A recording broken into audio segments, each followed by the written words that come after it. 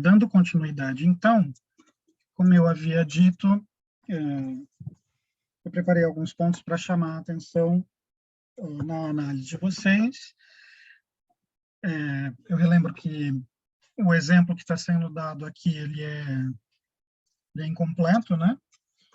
Eu não vou passar por todas as fases, todas as camadas detidamente, é só para dar uma noção geral de procedimento. Como eu disse a vocês semana passada, dentre os exemplos de análise que levam em conta a imanência do texto, 2 textos básicos estão no meu horizonte, que é Na Sala de Aula e o Estudo Analítico do Poema, do Antônio Cândido, mas também o procedimento descrito pelo Alfredo Bose no Leitura de Poesia, que ele vai falar sobre análise e interpretação da obra literária.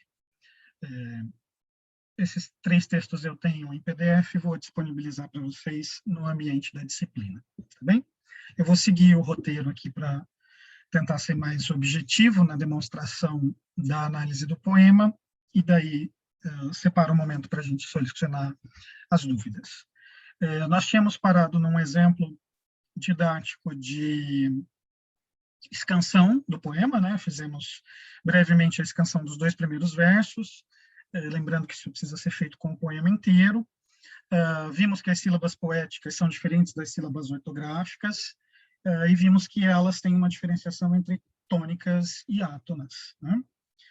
Que tendem a cair nas tônicas, obviamente, da ortografia, mas as quais as sílabas poéticas, a última sílaba poética é sempre a última sílaba tônica do verso, né? Nas quais as últimas átonas não serão contabilizadas. E vimos que o poema, pelo menos nos 2 primeiros versos que escandimos, da Micheline Verunsky, ele tem versos em decassílabos, né, que são versos com 11 sílabas poéticas.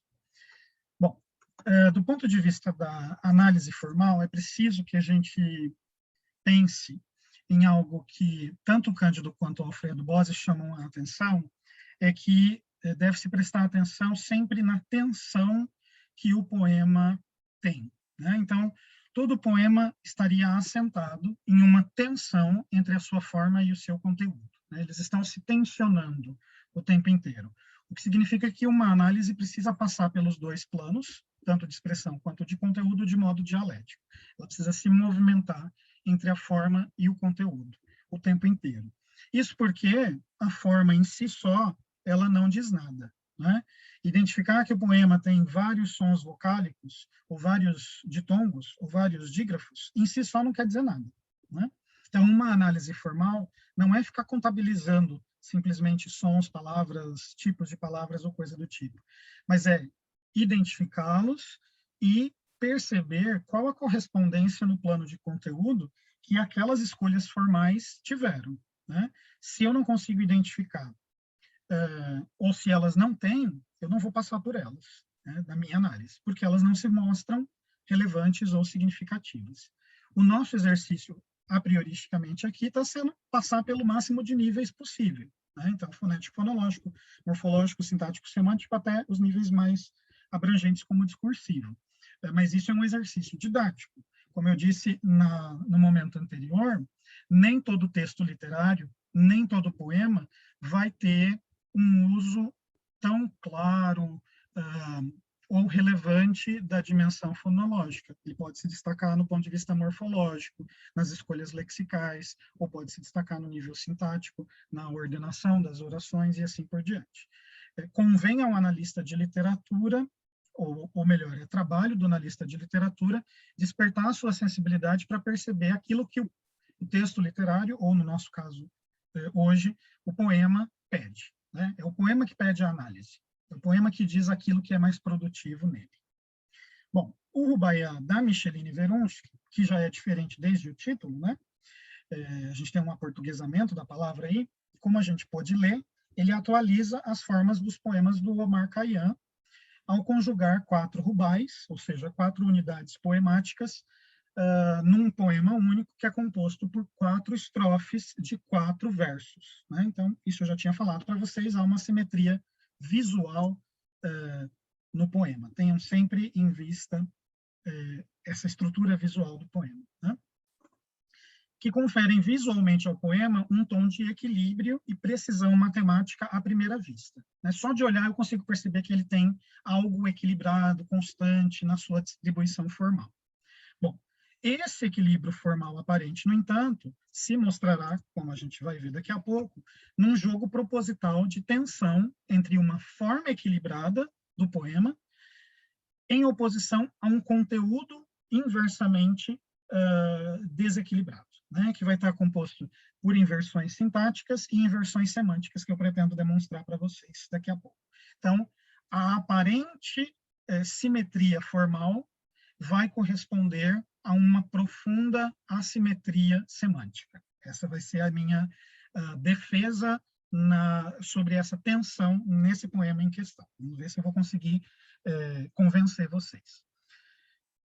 Tal atualização se dá ainda do ponto de vista da utilização dos versos endecassílabos, ou seja, com 11 sílabas poéticas, divergindo discretamente dos alexandrinos de Caian, que tem 12, porque são alexandrinos, sem, no entanto, perder de vista o tom solene e algo trágico que, de acordo com Luiz Antônio Figueiredo, produzem no poema um efeito de contraste diante do êxtase hedonista da embriaguez do vinho.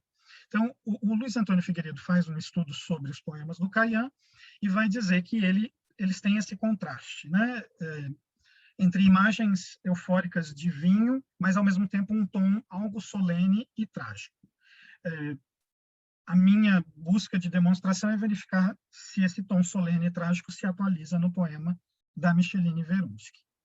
Eu não vou trazer os poemas do Omar Khayyam aqui por uma questão temporal, mas numa lógica, primeiro fazendo uma análise imanente do poema da Micheline, o segundo ponto seria passar para poemas que ela dialoga. Então, podemos selecionar Rubaiás do Fernando Pessoa, que estão escritos em português e em inglês, e rubais originais do Khayyam, escritos em português, e fazer uma análise contrastiva para ver em que eles se aproximam ou se distanciam. Essa seria uma possível leitura no ponto de vista da interpretação, que vai desdobrar a relação do poema com a tradição.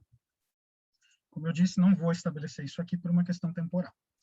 Enquanto o longo poema de Khayyam é composto de inúmeros rubais, como eu mostrei muito rapidamente para vocês, o poema dele, na verdade, são vários pequenos poemas, são unidades que compõem um todo, que se ligam pelo uso da reiteração de um esquema rítmico, que é AABA, do ponto de vista das rimas finais, e pela retomada de temas e figuras.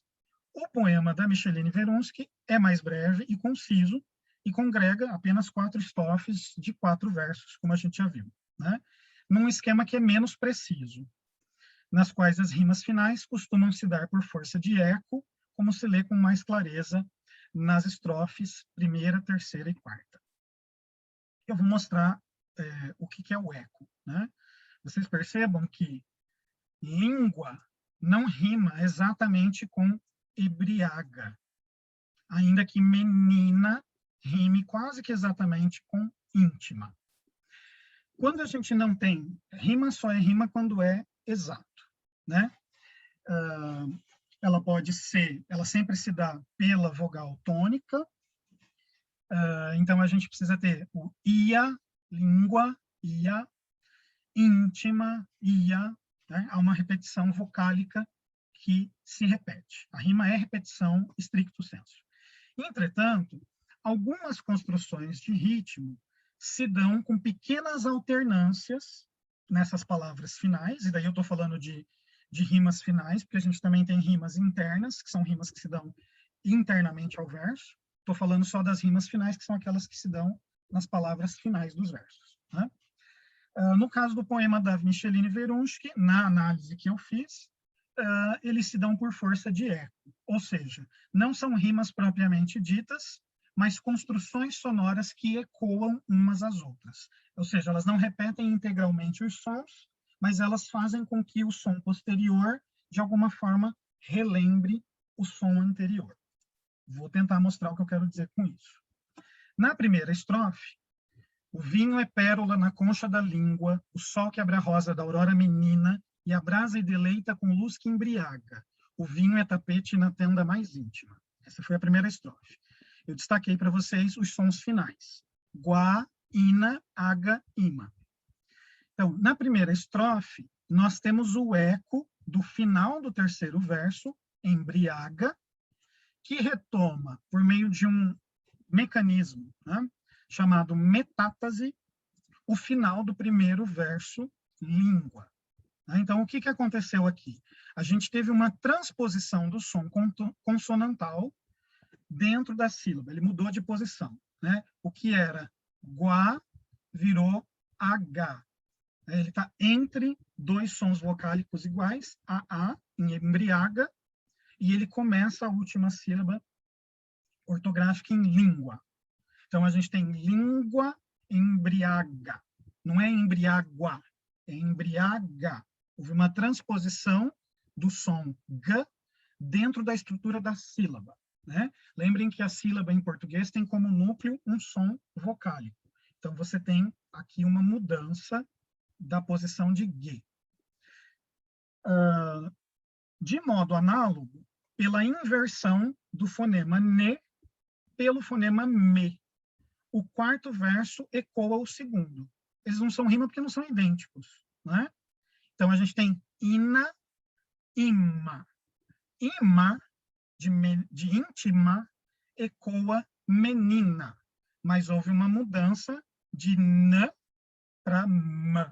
Né? Inclusive, eu não nomeei aqui, mas houve um processo de labialização. Né? O som saiu n do palato e foi para frente para os lábios. M.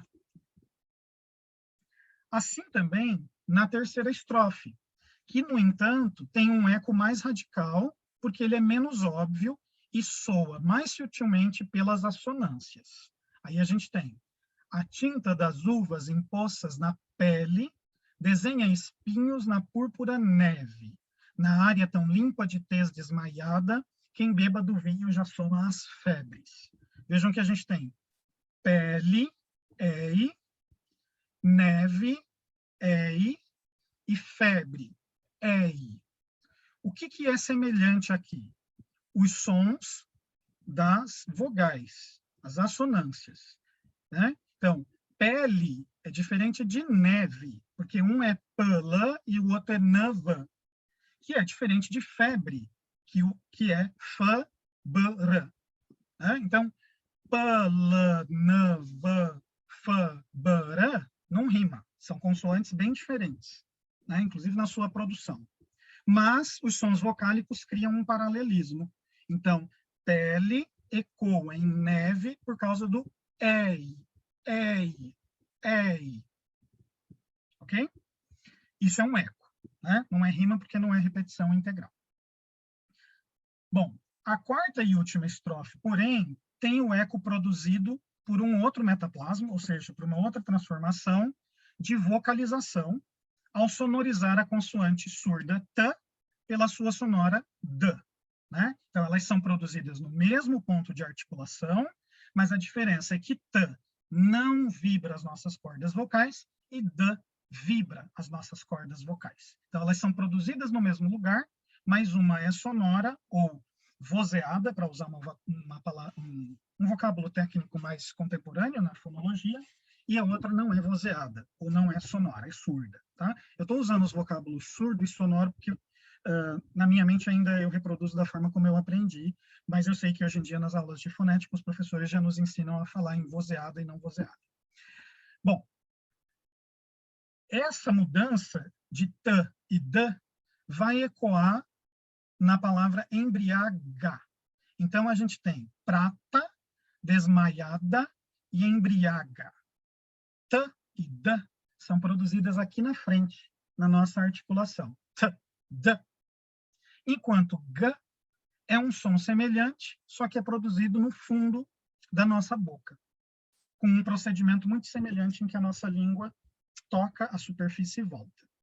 O que aconteceu aqui? Houve um metaplasmo, né, de vocalização, ou seja, um som que era surdo ou não vozeado passou a ser sonoro ou vozeado. De modo que prata, desmaiada, virou embriaga, por eco. Né? eu não sei se eu sei que vocês estão vendo a minha tela, mas eu não sei se vocês me veem no vídeo. Se me veem no vídeo, vejam que a gente tem esse tipo de posicionamento na boca, como se fosse um triângulo de cabeça para baixo, no qual o t e o d são produzidos na frente da nossa boca, próximo aos nossos dentes, e o g é produzido no fundo da nossa boca, próximo do palato mole. Né? Por isso que eu digo que são consoantes que estão diametralmente opostas. Elas são produzidas de modo semelhante, mas em lugares contrários da boca. Vocês vejam por que eu estou falando dessas coisas? Né? Vocês vejam que o poema não tem rimas exatamente, ele tem ecos. Então, a gente tem sons que se reproduzem retornando, mas não exatamente da mesma forma como eles foram produzidos pela primeira vez. Eu já estou dando um indício aqui de por que isso é importante para a análise desse poema. Porque a Micheline Verunski, o poema inteiro dela é um eco da tradição do Omar Khayyam. Ela ecoa o poema Rubaiyat, mas ela não produz exatamente um Rubaiyat do Omar Khayyam. Ela está produzindo um eco, ele é diferente. E ela está usando de consoantes que não produzem rimas idênticas. Elas são construídas por formas de eco.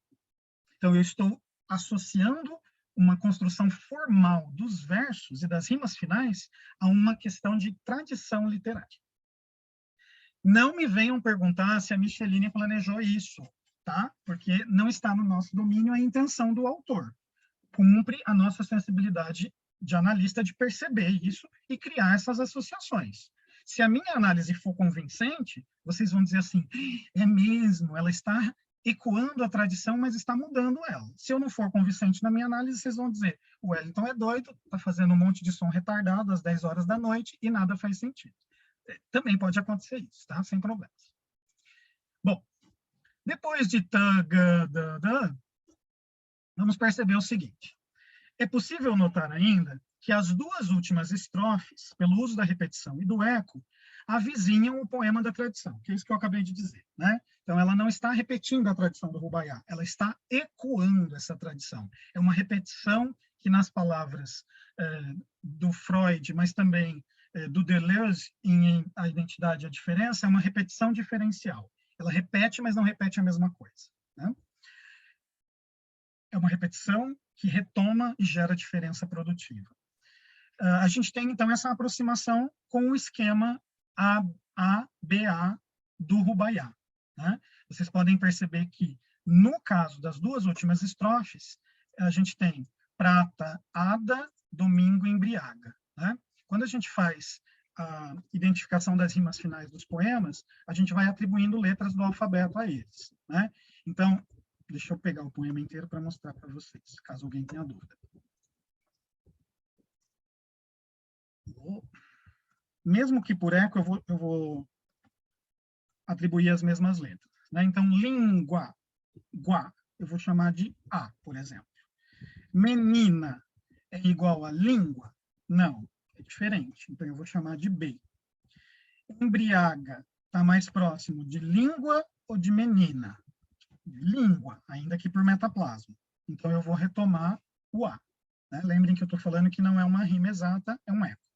E íntima está para menina, e não para embriaga ou língua. Então, é B. De modo que a primeira estrofe tem um esquema AB, mas não por rimas exatas, e sim por eco, por conta dos motivos que eu já mostrei para vocês, tá? dos metaplasmas.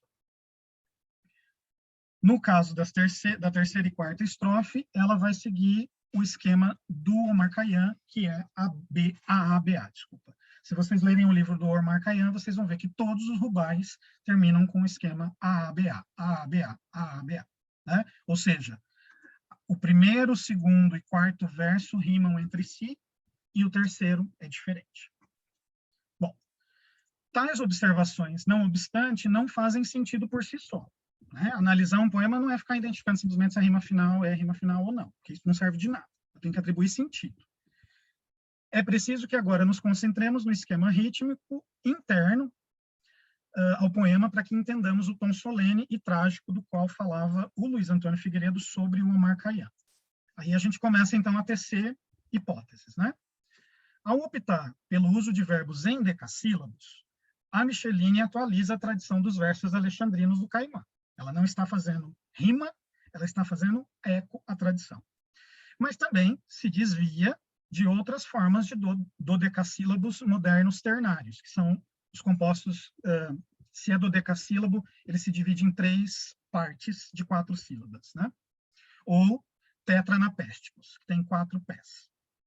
Não se preocupem que daqui a pouco eu vou explicar o que é o verso anapéstico. Como aqueles que frequentemente a gente vê em língua portuguesa, né? Então, ela está se desviando da tradição. Ela não está fazendo um verso alexandrino, ela não está fazendo um verso moderno ternário ou na vocabulário grego tetranapéstico. Onde que a gente encontra esse tipo de alexandrino? No Alfonso de Guimarães, no Emiliano Perneta, no Olegário Mariano, no da Costa e Silva, no Vinícius de Moraes, para falar de um poeta que a gente lê ainda hoje, assim como o Alfonso, e no Guilherme de Almeida, né? Porque o da Costa e Silva, espero que ninguém mais lê, o Emiliano Perneta, as pessoas esqueceram dele, e o Olegário Mariano, ninguém sabe quem é, tá? Bom, tô brincando, tá, gente? São poetas que estão lá na tradição. Só que tem uns que a gente não lê mais hoje em dia. O que esses caras faziam? Eles faziam 4 pés com metros anapésticos. Eu vou colocar aqui no chat para vocês os tipos de metros gregos, tá? Para explicar a nomenclatura. E não se preocupem que vocês não precisam necessariamente aprender isso, tá? Até porque nem eu mesmo sei de cor tudo isso. Eu olho no dicionário.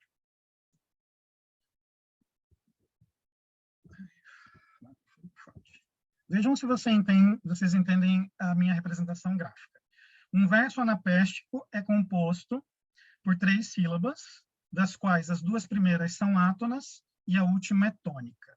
Por que a tônica eu marquei com um underline? Porque ela significa que é a mais forte e, portanto, é o nosso pé batendo no chão. Tá, tá, tum. Tá, tá, tum. Esse tum é o pé batendo no chão. E não é à toa que o verso se chama anapéstico, porque em grego se media os versos pelos pés batendo no chão. Qual a diferença da língua portuguesa, ou seja, né, da nossa escansão moderna? É que em grego e em latim nós tínhamos sílabas longas e breves, a e a. Em português nós temos sílabas átonas e tônicas, né? Nem sempre a correspondência é igual, porque são línguas diferentes, mas há uma associação em teoria literária que a gente faz em geral, que uma sílaba breve vai equivaler a uma átona e uma sílaba longa vai equivaler a uma tônica. Nem sempre vai funcionar isso, tá? E por que eu estou falando isso? Quando a gente lê uma tradução em português de um texto originalmente grego, o tradutor precisa fazer opções. Se ele vai adequar o texto à métrica moderna da língua portuguesa, que é neolatina, ou seja, uma língua que não tem sílabas longas e breves, ou se ele vai tentar reproduzir e ecoar a sonoridade do grego.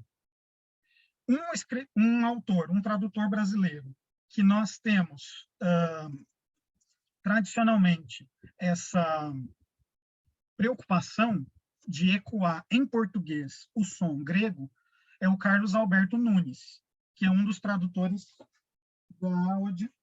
da Odisseia pela editora 34.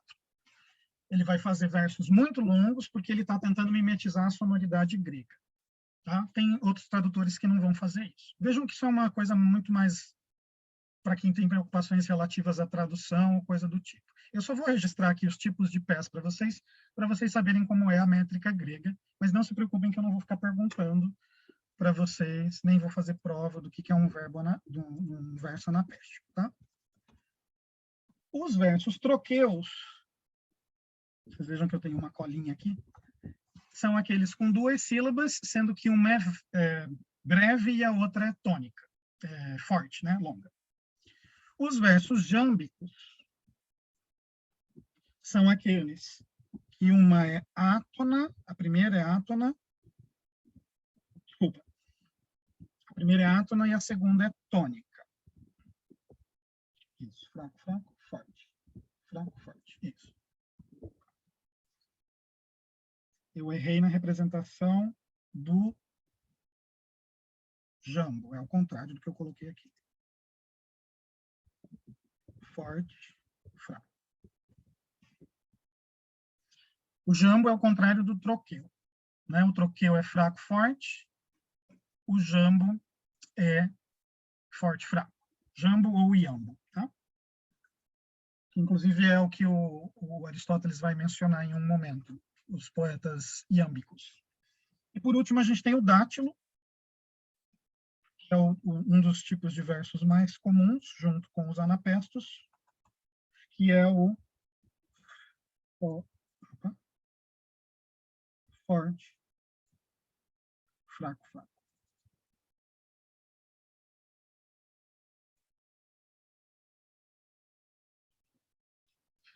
O dátilo tem a ver com o dedo, né? Parece o mais alto, o forte e os mais fracos. Bom, por que eu estou falando disso? Só estou falando disso porque eu estou falando da tradição. Na tradição havia essa disposição do verso alexandrino, está quebrado em 3 partes, formando 4 hemistíquios, 4 pedaços. Deixa eu escrever essa palavra no chat também.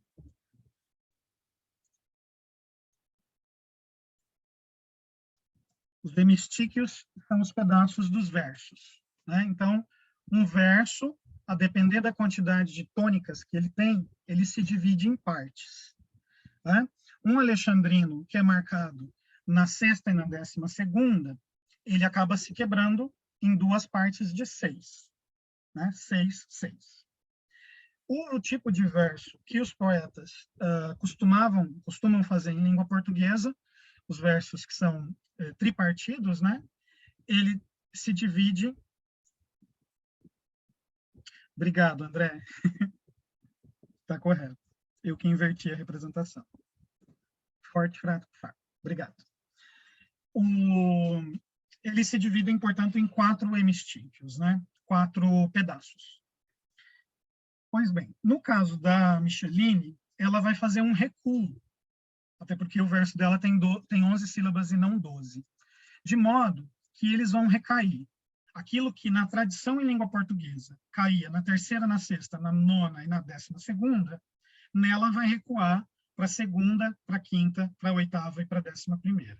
Então, vocês podem perceber que, em geral, não são todos os versos que isso vai acontecer um recuo de posição da tônica.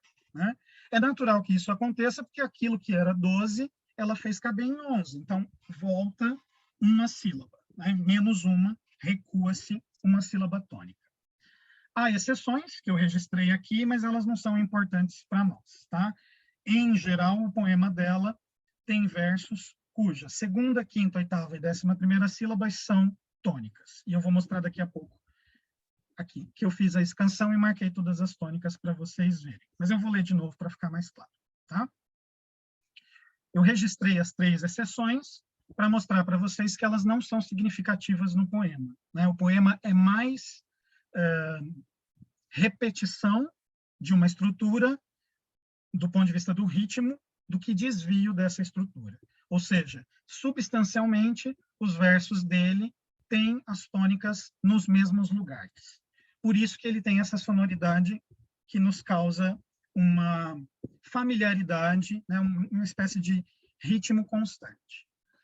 Então, eu fiz aqui a escansão e marquei em negrito todas as sílabas tônicas, para que vocês percebam visualmente aquilo que sonoramente nós já havíamos percebido na intuição. O vinho é pérola na concha da língua, o sol que abre a rosa da aurora menina, e abrasa e deleita com luz que embriaga, o vinho é tapete na tenda mais íntima.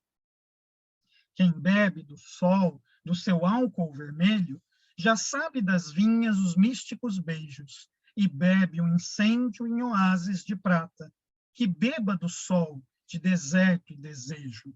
A tinta das uvas em poças na pele desenha espinhos na púrpura neve, na área tão limpa de tez desmaiada, quem beba do vinho já soma as febres. O vinho é cítara, cálice de prata, ébria concubina, rosa desmaiada, aurora vermelha, manhã de domingo, líquido tapete, dança que embriaga. Então, vocês percebem que ele tem uma constância nas marcações fortes.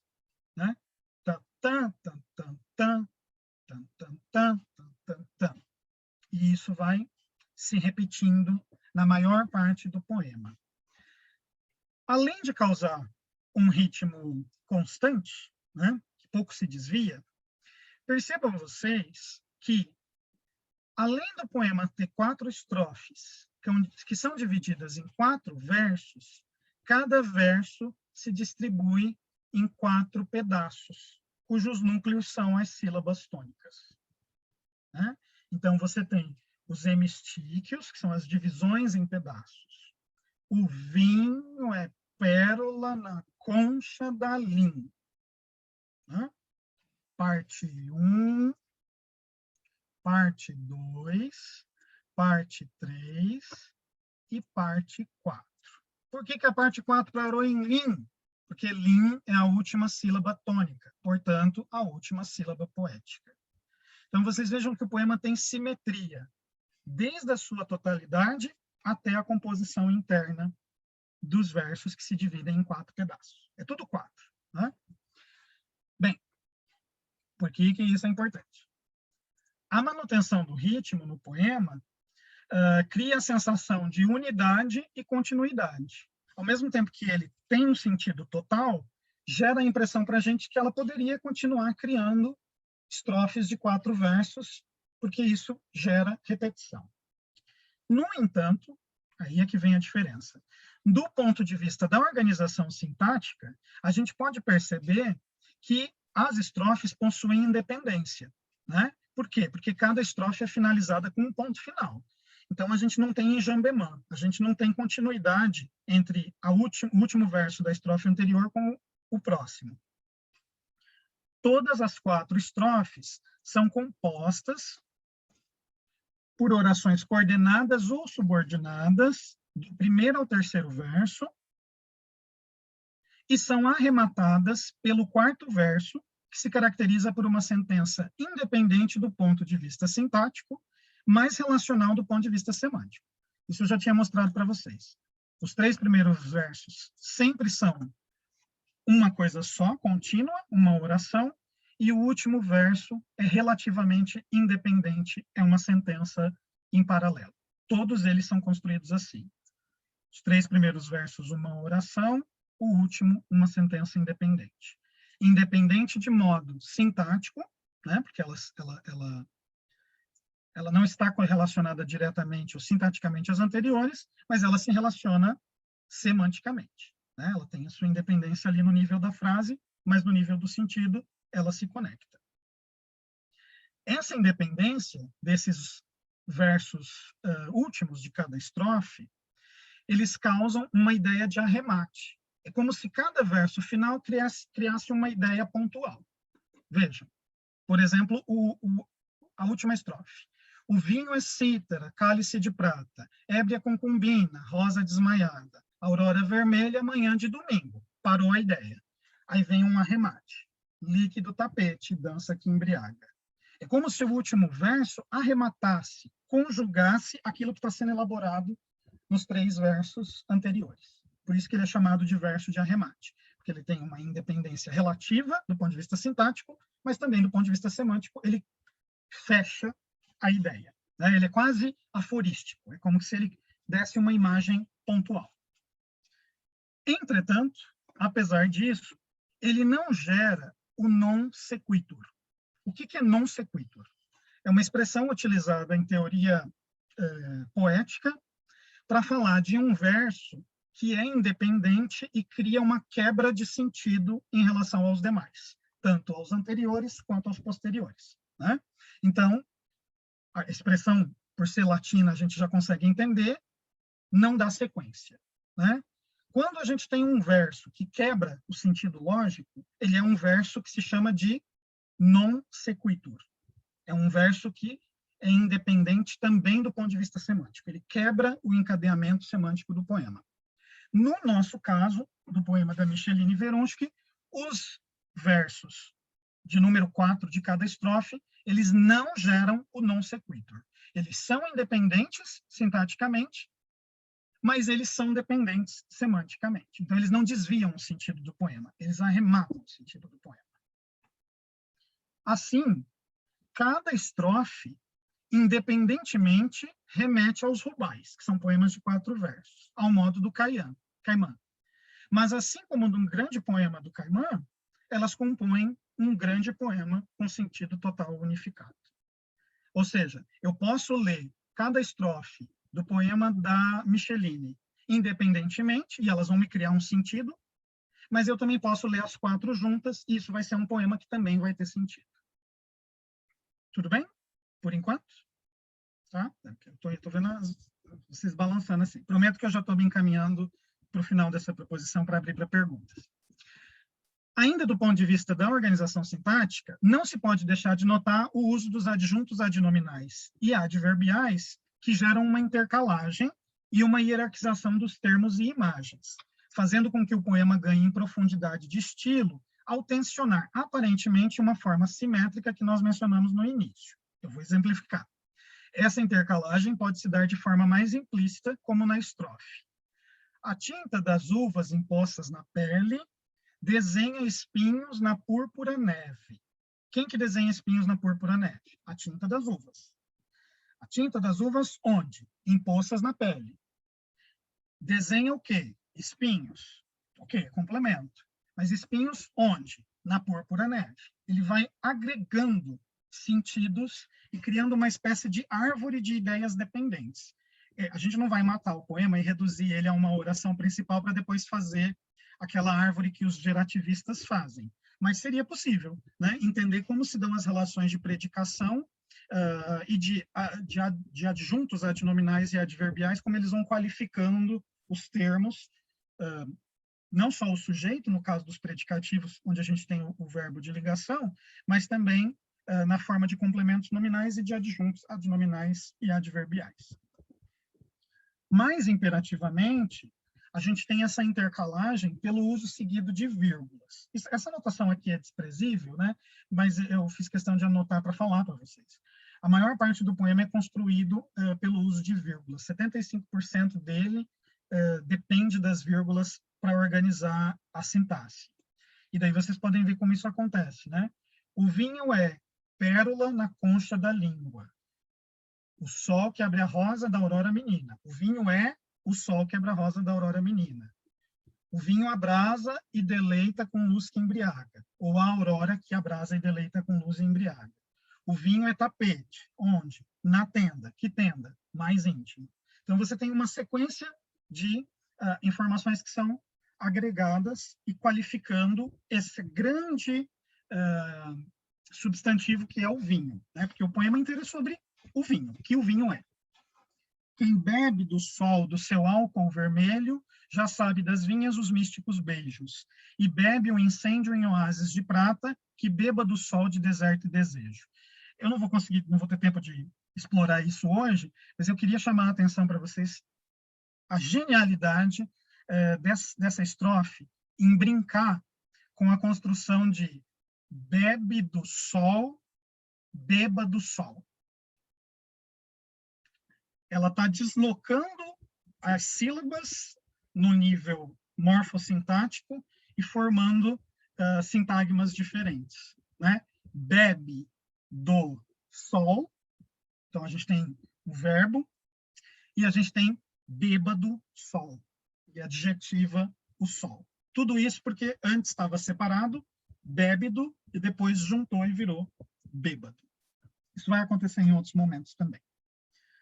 Bom, sendo que na primeira e segunda estrofe expostas acima, essa estrutura de hierarquização, por subordinação de imagens, causa a tensão que enxergamos, que é onde eu queria chegar na hipótese com vocês. É salutar que a terceira estrofe seja, nesse contexto, a mais implícita e indireta. Ela age como uma forma de suspensão, preparando para o cenário do poema em um crescendo, que vai acontecer na quarta e última estrofe, com o uso da intercalagem de imagens por meio do procedimento de elisão do verbo de ligação e da organização paratática. Paratática é quando a gente tem paralelismo, né, na construção das sentenças. E daí eu fiz o absurdo de completar onde era a vírgula, eu coloquei o sujeito desse predicativo, né? Então, o poema, por meio da elisão que a vírgula ocupa, né? A gente aprende isso lá nos casos de emprego de vírgula, quando ela substitui um verbo para ele não ser repetido. é isso que acontece na última estrofe, né? O vinho é cítara, o vinho é cálice de prata, o vinho é ébria concubina, o vinho é rosa desmaiada, o vinho é aurora vermelha, o vinho é manhã de domingo, o vinho é líquido tapete, o vinho é dança que embriaga. Mas isso tudo foi feito por meio das vírgulas que omitem, né? Eu coloquei entre colchetes porque sou eu falando, mas vocês podem se lembrar que a estrofe final, deixa eu mostrar ela limpa aqui, ela é assim, né? Ela é sintética, ela não tem essa repetição do o vinho é, o vinho é. Isso está implícito por meio da elisão. Bom, para que tanto planejamento, para que tanto equilíbrio formal? Ainda no que a gente pode observar da organização sintática, a gente pode perceber que existe uma inversão de termos na construção dos versos. Por exemplo, no primeiro verso da estrofe, o vinho é pérola na concha da língua, a gente tem um cruzamento do predicativo do sujeito, pérola, pelo adjunto adnominal do complemento concha. Calma que eu vou mostrar isso graficamente para vocês. Ou seja, se eu criar um paralelismo, a princípio, vinho estaria para a língua, assim como pérola estaria para a concha, né? Só que o que ela faz? Ela inverte. O vinho não está para a língua. O vinho está para a concha. E a pérola está para a língua. Por que eu estou fazendo essa associação de paralelismo? Porque eu fui mostrando para vocês que o poema era todo simétrico, né? 4 estrofes com 4 versos, cada verso se separa em 4 partes. Aparentemente, o que nós esperaríamos aqui? Que ele também tivesse paralelismo do ponto de vista das informações que compõem os versos. Mas, ao invés de criar paralelismo, ele cria cruzamento. E é aí que vem a minha hipótese de análise desse poema. Apesar dele ser simétrico formalmente, do ponto de vista de conteúdo, ele é assimétrico. Porque no fim das contas, ele está falando de vinho, e vinho torna a gente bêbado, e bêbado troca as pernas. Então, a poeta trocou as pernas na composição do poema. Ou seja, né, era para ser vinho, língua, ela trocou e virou vinho, pérola. Concha, língua. E daí aqui eu fiz a associação do poema inteiro para vocês verem as inversões. Né? Sol estaria para Aurora, enquanto Rosa estaria para menina, mas ela inverteu. Sol está para Rosa, Aurora está para menina. A brasa estaria para luz, deleitar para embriagar, mas a brasa está para deleite e luz está para embriagar. Ou seja, o poema inteiro foi invertido. Né? Sol para vermelho, bebe para álcool, sabe para místico, vinha para beijo, bebe para oásis, incêndio para prata, porque prata só brilha quando é queimada, né? Derrete. Bêbado está para desejo, sol estaria para deserto, mas ela cruzou. Né? O sol é que está bêbado e o desejo é deserto. Tinta estaria para poça, uva para pele, foi trocado. Desenha, púrpura, espinho, neve. Essa eu anotei isso aqui porque eu não soube, tá? Essa eu não consegui ver a troca. Areia estaria para tez, né, no poema. É areia, não é área, está digitado errado ali. Pois não, Cecília, já mostro. Limpa para tez, vinho para cálice, cítara para prata, ébria para desmaiada, enfim, todo trocado. Vou explicar novamente o que eu disse. Né?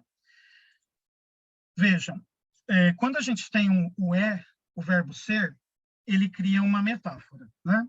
O que é uma metáfora? A metáfora é uma figura de substituição. Ela pega uma coisa e coloca em lugar de outra e cria uma relação de igualdade entre as duas. Vamos lembrar do poema famoso do Camões. Amor é fogo que arde sem se ver. Ele não está fazendo uma comparação, que é mais fraca em relação à metáfora. Né? Ele não está dizendo que o amor é como fogo. Ele está dizendo que o amor é fogo. Então, ao dizer que amor é fogo, A é igual a B. Eles são intercambiáveis. Isso é uma metáfora, né? O que a Micheline está fazendo? Ela está criando uma grande metáfora sobre o vinho. O vinho é o quê? Cítara. O vinho é cálice. Mas cálice de quê? De prata. O que eu fiz?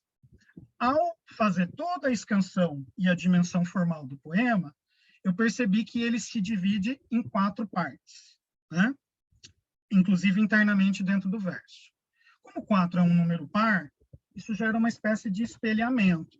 Eu vou começar pela última estrofe, porque ela é a mais visível. Nas outras, isso fica meio implícito. Você pode perceber que a gente tem uma grande divisão aqui, por conta do posicionamento da vírgula, que é uma elisão do verbo, né? Então, é como se a gente tivesse 2 pedaços. Internamente, esses pedaços deveriam corresponder entre si, né? Então, eu deveria ter um paralelismo. Ou seja, o que é primeiro termo em um deveria corresponder ao primeiro termo do outro. O que é o segundo termo em um deveria corresponder ao segundo termo em outro, né? Então, o que é primeiro aqui é o vinho. Se eu buscasse uma relação de espelhamento, vinho estaria para cálice, assim como cítara estaria para prata. E do ponto de vista semântico, até que faria sentido, né? Porque vinho se bebe no cálice e cítara é um instrumento que tem as pedaços de prata para vibrar. Só que o que a poeta faz? Ela não coloca vinho em relação a cálice, ela coloca vinho em relação a cítara. Ou seja, ela cruza o sentido do poema ao posicionar as palavras em lugares não paralelos, mas invertidos. O poema é construído numa ilusão de simetria quando, eu não sei se deu certo, tá? Mas a minha proposta de análise é que no nível de conteúdo, você tem uma assimetria, porque é isso que o vinho causa como efeito, né? Inclusive, vinho é algo que você bebe sem perceber, você se embriaga, né? Porque ele tem uma aparente simetria, mas ele, na verdade, causa assimetria, ele causa embriaguez. O que no poema aparentemente é equilíbrio, a minha hipótese é que no nível profundo é desequilíbrio, é trocado, é invertido, assim como acontece com um bêbado. Cecília, eu consegui esclarecer melhor? Genial.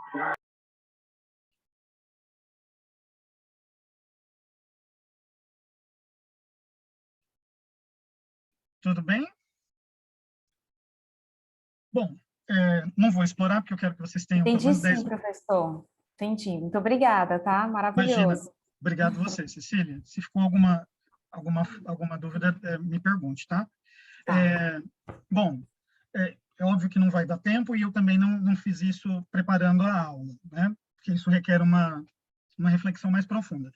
Isso aqui eu fiz para poder mostrar um exemplo para vocês com um texto que eu gosto e com o qual eu tive um insight. Prestem atenção que do livro inteiro, esse foi um que me saltou isso, né?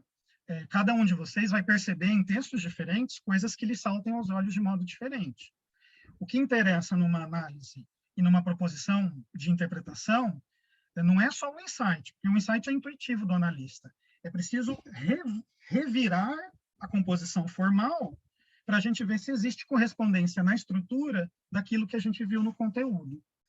Para minha sorte, existe esse paralelismo, e em algum momento ele é cruzado, que é uma coisa que eu associei a um bêbado, né? Que é cruzar o lugar, a posição, as pernas, né?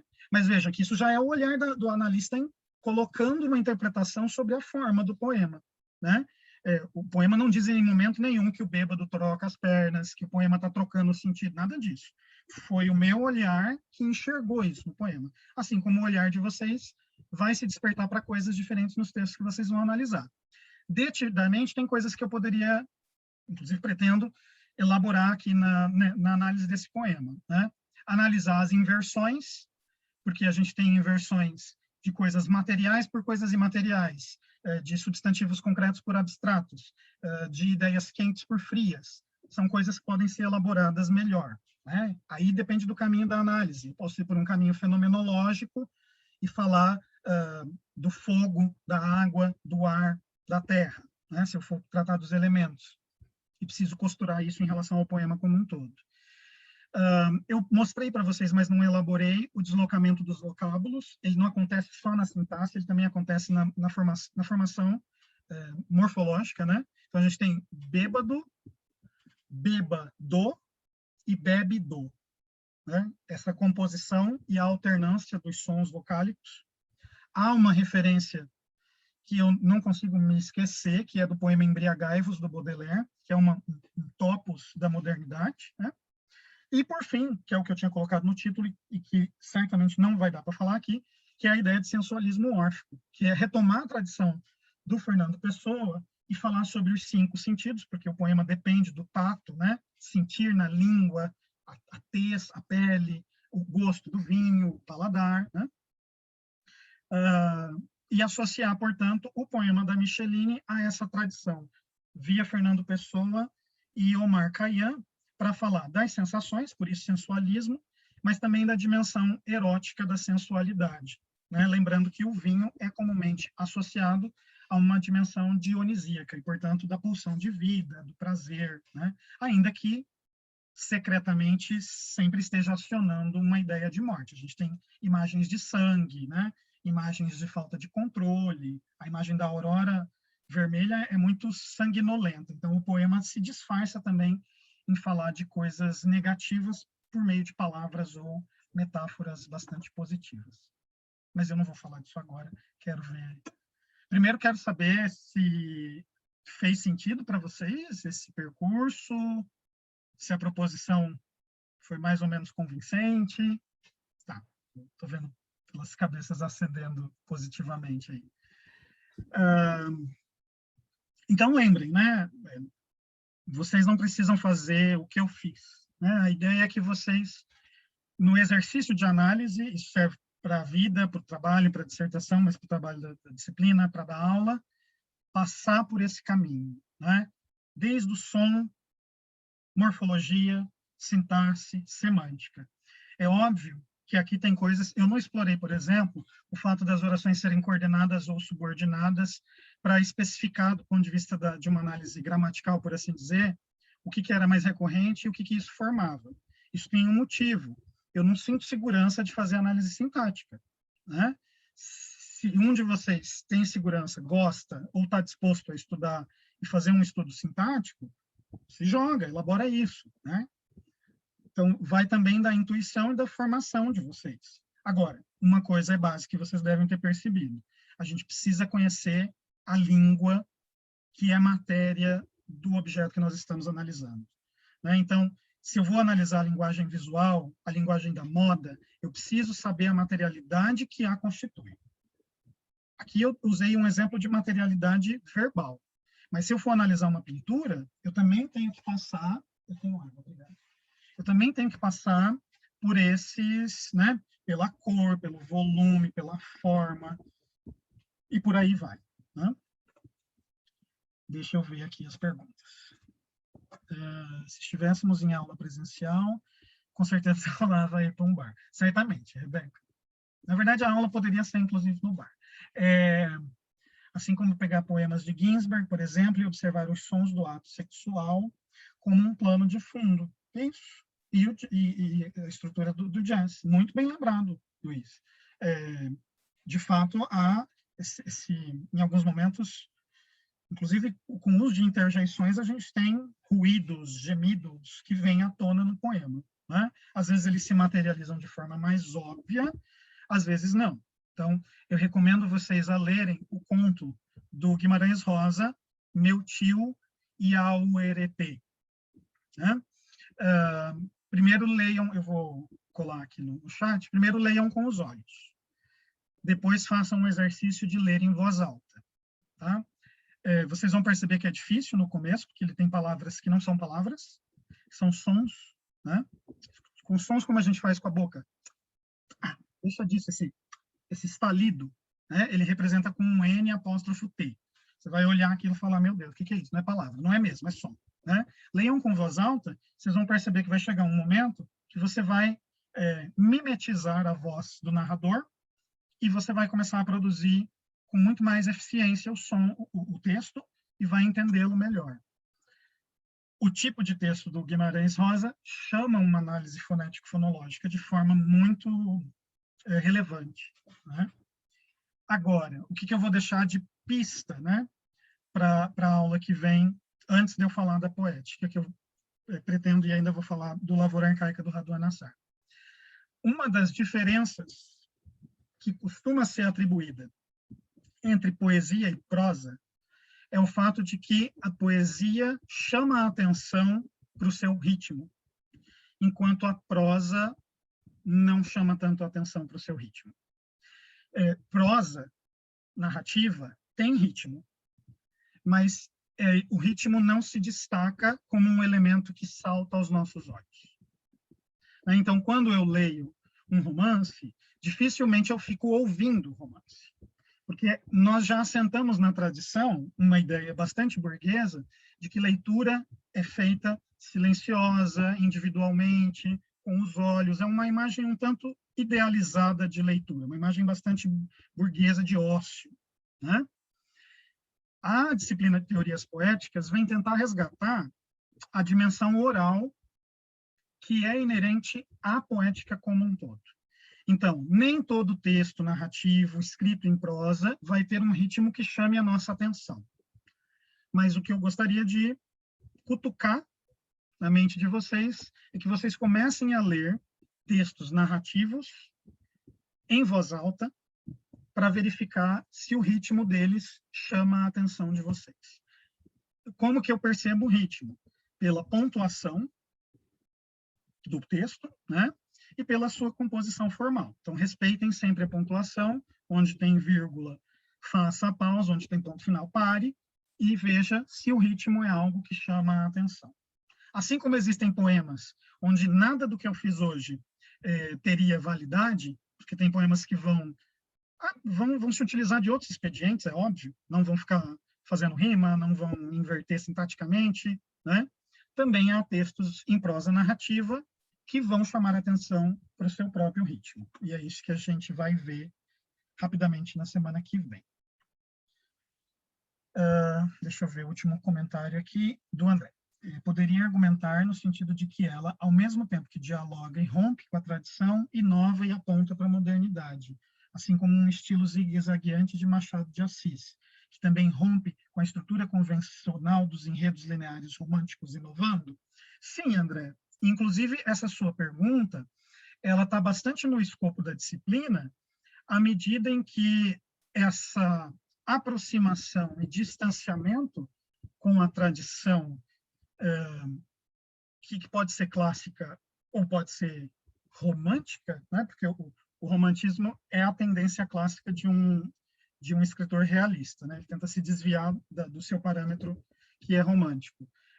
Estaria bastante dentro do escopo da disciplina nessa contradição da modernidade, né? Pelo menos na hipótese que eu venho elaborando, o Machado é tão moderno, no sentido de modernidade, não de modernismo, como você bem empregou muito bem a palavra, tão moderno quanto a Micheline Verunski. Óbvio que por meio de expedientes diferentes, em momentos históricos diferentes, mas eles estão acionando, em relação à tradição, mecanismos muito semelhantes, né? Justamente de fazer isso, de tocar na tradição e se desviar dela.